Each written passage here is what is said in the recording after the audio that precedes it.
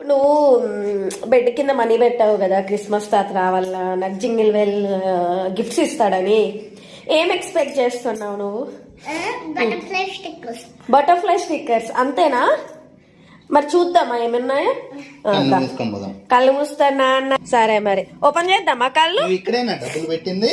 ఎక్కడ డబ్బులు పెట్టినావు చూపించు. సరే ఓపెన్ చేసిదా? వెయిట్ ఓపెన్ చేద్దామా మరి?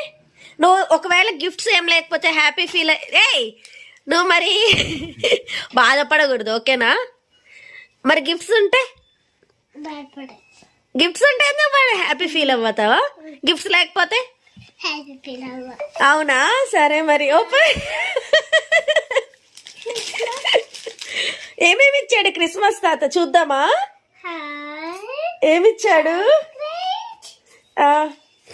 ఇంకా?